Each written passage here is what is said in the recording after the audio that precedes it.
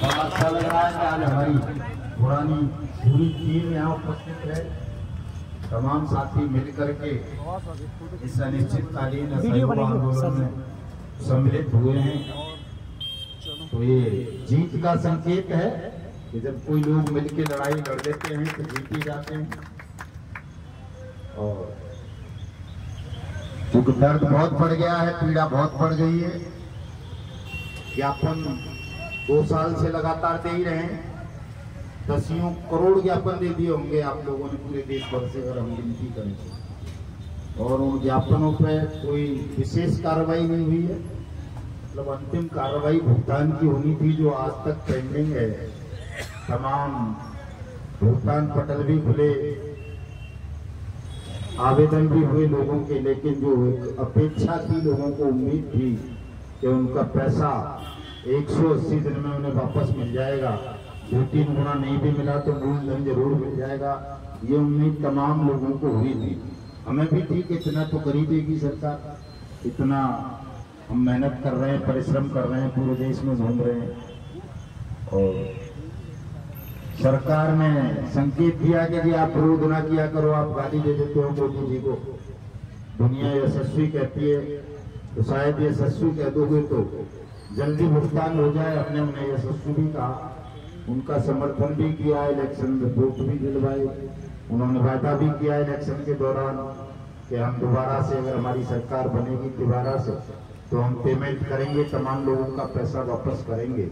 लेकिन साथियों, एक बार तुमने मोदी सरकार में देश के साथ, आपके साथ, हमारे साथ, सबके साथ धोखा किया, छल किया, गद्दारी की और केवल झांसे पर झांसे, जुमले पर जुमले देते रहे।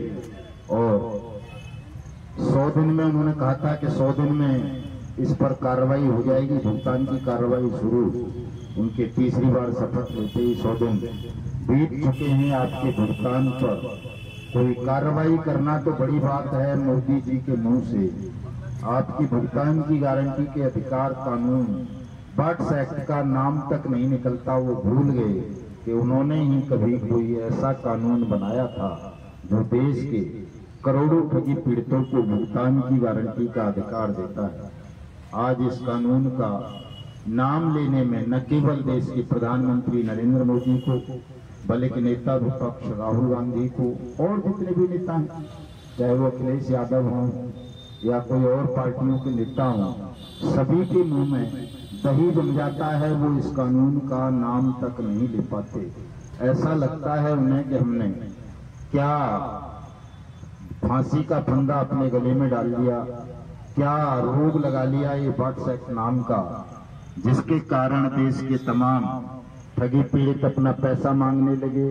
और उन मरे हुए एजेंटों में भी ताकत आ गई, जो पुलिस को देख के डर जाते थे, निवेशक का फोन आने पर डर जाते थे, घर छोड़ जाते थे, सुसाइड कर लेते थे, गांव छोड़ के भाग जाते थे प्रदेशों में, पता नहीं कहां कहां। वो सब अब डीएम को सीना दिखाने लगे चौड़ा करके, डीएम से, एसपी से, पुलिस से आंख मिला करके बात करने का साहस करने लगे हैं। तो इसका मतलब है ये कानून गलती से बना दिया, गलत बना दिया इसने, तो जन सामान्य को ताकत दे दी, पैसा वापस करना पड़ेगा।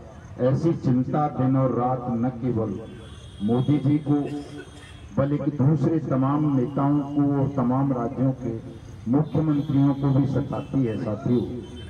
और हमारा दुर्भाग्य ये है कि हम देश में 42 करोड़ होने के पश्चात भी उतनी भारी संख्या में कहीं एक जगह एकजुट नहीं हो पा रहे, जिससे हमारा हाथ इन बेईमान नेताओं की गर्दन तक, कॉलर तक पहुंच सके।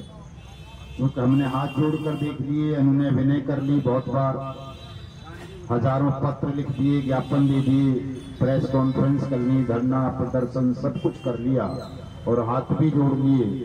उन्होंने विनय प्रार्थना सब कर ली कि आप भुगतान करने लोगों का, आपने ही ये कानून बनाया है, इस कानून को लागू कर दें। लेकिन साथियों, है ना एक बहुत अच्छी सी चौपाई है, विनय न मानत जलद जड़ गए 3 दिन भी, और बोले राम सकोप तब भय बिन हो निपीत। तो ये जो नेता हैं, बेईमान सिस्टम है, ये विनय की भाषा नहीं समझते, नम्रता की भाषा नहीं समझते। थक लिए हैं हम इनसे प्रार्थना करते करते। अब ये उसी भाषा को समझेंगे जो इनके कॉलर तक पहुंच जाएगी, जो इनको खौफ जता कर देगी कि अब अगर हमने इनकी बात नहीं सुनी तो ये हमारी कुर्सियां खींच लेंगे, हमें कुर्सियों से उठाकर फेंक देंगे और जबरदस्ती इस कानून को इम्प्लीमेंट कर देंगे, अपना पैसा ले लेंगे। वो स्थिति आप सबको पैदा करनी है साथियों, और उस स्थिति में अब ज्यादा समय नहीं है। 1 तारीख से जो हमने असहयोग आंदोलन की घोषणा की थी, जिस तरह से आप यहाँ बैठे हुए हैं लगातार, इसी तरह से लगभग 350 स्थानों पर देश भर में लोग बैठे हुए हैं। 20 राज्यों में आपका ये आंदोलन चल रहा है और धीरे धीरे ये आंदोलन बढ़ रहा है, कहीं कम नहीं हो रहा है। अभी जिला स्तर पर चल रहा है, थोड़े दिन में आप देखोगे 2-4 दिन बाद ये तहसील स्तर पर भी लोग बैठने लगेंगे अपनी अपनी तहसीलों को घेर कर। और जब आप तहसीलों को भी घेर लेंगे, जिला मुख्यालयों को भी घेर लेंगे, तो आपकी संख्या इतनी हो जाएगी कि इनकी जेलें छोटी पड़ जाएंगी, इनकी पुलिस कम पड़ जाएगी, इनकी फौज कम पड़ जाएगी, इनके जो ये एसपी और डीएम हैं जो कानून का अपमान कर रहे हैं, उसकी अनुपालना नहीं कर रहे, इनको भी एहसास हो जाएगा कि अब भुगतान में विलंब करना, इनके पैसे को रोक के रखना हमारी सेहत। राजा जी का मैं बहुत बहुत स्वागत अभिनंदन करता हूँ। झांसी वीरांगना महारानी लक्ष्मीबाई जी के जन्म स्थान पर पधारे हुए सभी लोगों का मैं स्वागत अभिनंदन करना चाहता हूँ। साथियों, यह आंदोलन में हमें बढ़ चढ़ के भाग लेना है और हर व्यक्ति, जो भी हमें तारीख दी गई है अगले मंगलवार को, उस हर व्यक्ति को अपने साथ कम से कम 10 लोगों को लाना है।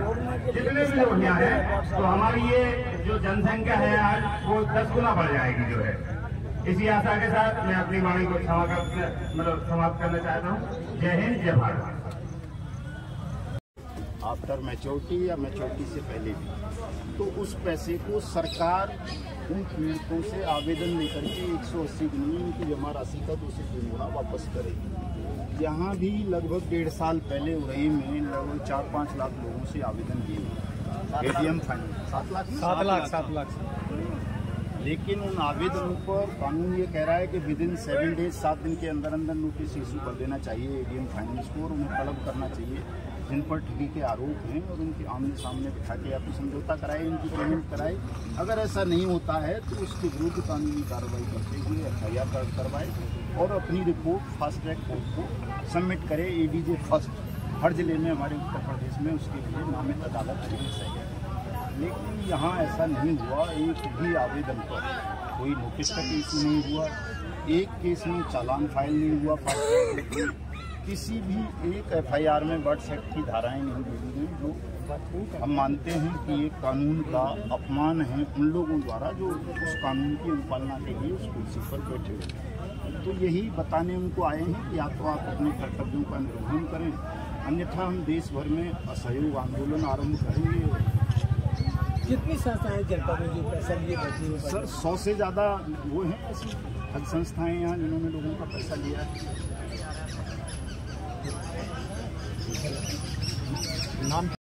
लोग हमारा समर्थन कर रहे हैं कि जिन विधायकों सांसदों को हमने चुन के विधायक के सांसद में पहुंचा कि उनके दरवाजे पे हम दिन रात, अगर आप 24 घंटे या 48 घंटे उनके घर पे आमरण अनशन के लिए तैयार हो जाएंगे तो हमारा और आपका निर्णय पे ये सांसद और विधायक कुछ मोहर लगाएंगे, नहीं लगाएंगे क्या साथियों? भैया के हम दिल्ली हैं नहीं, सिर्फ एक काम करना है, अपनी डीपी पर, मोबाइल पे, फेसबुक पे इस आंदोलन के लिए चर्चा 1 तारीख से अनिश्चितकालीन हड़ताल की चर्चा करना है। प्रतिदिन कम से कम 1000 से ज्यादा आदमी आए तो हमारी समस्या को समय नहीं रोक सकता है, समाधान होगा। बहुत बहुत धन्यवाद। एहसास दिला दो ताली के माध्यम से कि हम अपनी समस्या के लिए लड़ेंगे, तो जोरदार ताली की आवाज सीएम कार्यालय तक पहुंचे। शासन प्रशासन, ये देखिए हमारी मैडम जी भी हंस रही हैं, शायद पहुंच रही कि नहीं पहुंच रही। अब इनसे भी हम निवेदन करेंगे कि आप जोर से भी पहुंचाएंगे तो जल्दी पहुंचेंगे। ये मैडम हमारी बार बार यहाँ पर सर्वे करने आती हैं कि व्यक्ति है कि नहीं, तो हम आपसे निवेदन यही करेंगे, आप सबके सहयोग से ही सारी चीज समस्या का समाधान होगा। और आज जो पहले तो हम इस ठगी पीड़ित जमाकर्ता परिवार की ओर को अपनी ओर से बहुत बहुत बधाई और धन्यवाद, जो आप लोगों ने इतनी अच्छी सोच रखी। लोग बता पा रहे ना, अपनी दिखा पा रहे, अंदर ही अंदर जो घुट रहा है ना व्यक्ति, ना परिवार के सामने जम जाता है, तो बच्चों की, पत्नी की, माँ बाप की, बहुत सारे बच्चे ऐसे